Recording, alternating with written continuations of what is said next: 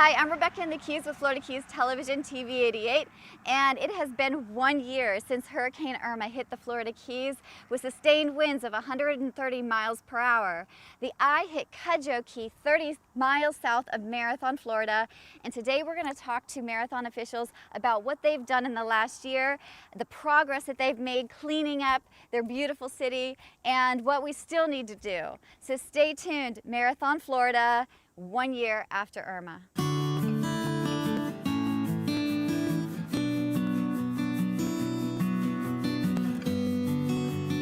Today I'm here with City Manager Chuck Lindsey. Chuck, how are you doing? I'm doing good. Wonderful. Now, what's going on in the city of Marathon that you want your residents to know about?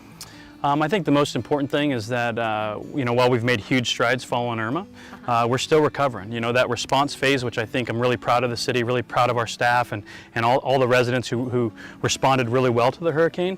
That portion went really, really well, but the recovery part's the hardest, and it still continues to be difficult. We're here today at Sombrero Beach, and we remember 11 months ago this was a beautiful park with grass and a lot of infrastructure, and we're still here today because the recovery portion is very difficult. It's difficult financially. We're managing a federal system, a state system for reimbursement, and just being able to pick up those final pieces has been tough. So I think the main message to our residents is just stay strong, continue that positive attitude, continue to be kind to each other, and while it's taking longer than we like, we're definitely going to get there. Okay, and what are some other areas that still need to be recovered here in Marathon?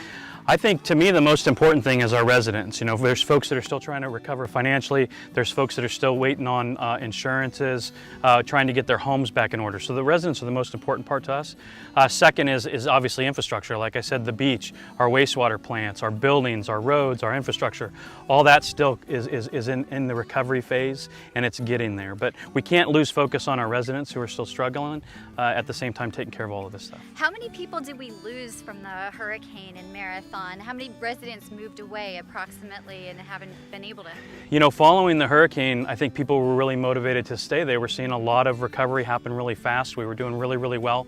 I don't have a number on how many have left, but I can tell you that unfortunately we are losing folks. My wife Leslie is seeing folks at the high school and at the middle school level leaving. We know if the police or the sheriffs are having some challenges, and talk to any restaurant owner. I mean, it's a challenge after a big disaster like this. We knew that recovering quick was going to be the key to keeping folks and keeping our economy well, and I think we did a good job of that from the initial phase.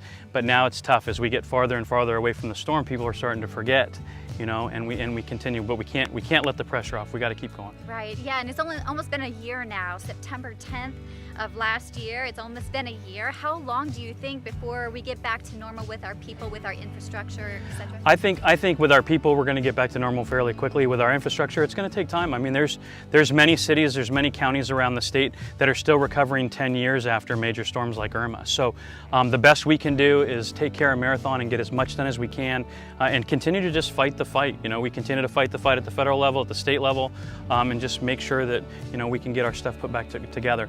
Our hopes, if we can start to see reimbursement start here soon, our hopes is to get started on this right away. I mean, Sombrero Beach is one of our top priorities as far as infrastructure go. It's a key attraction in Marathon, probably, well, in my opinion, the best beach in South Florida. It's one of our top priorities as soon as we start seeing that funding rolling in. Okay, wonderful. Now, what else is going on in the city of Marathon that you're focused on in your job?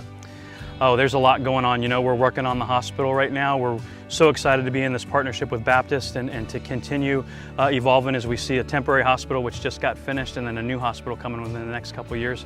That's going to take Marathon to a whole new level. So right now the hospital, we're focusing on that. We're always improving our infrastructure. I mean, our wastewater, we've got the best wastewater system in the country. We've got the best crew.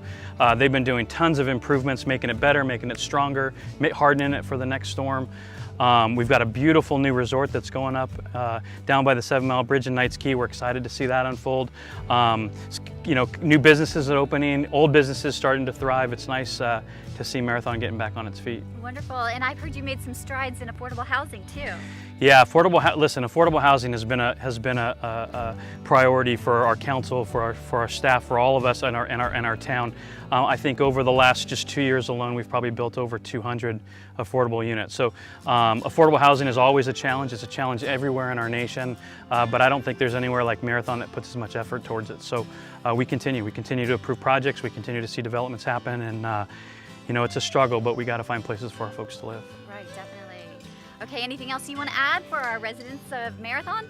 No, you know, just be kind to everybody. I mean, this is a really difficult time. I mean, you expect a hurricane like that to happen and then to recover quickly from it, and it doesn't happen. And so while we want it to and we're trying as hard as we can, it's still difficult. So we ask folks just to be kind with each other, help take care of your neighbor. We're continually trying to make process improvements inside City Hall to make things better, more efficient. We'll continue to do our best, and if anybody has any suggestions or wants to reach out, our doors are always open. Very wonderful. Well, thank you very much for being with us today, Chuck. Thank you. It's been a pleasure interviewing you, and keep up the good work here. Thank you very much. All right, Rebecca and the Keys signing off for now.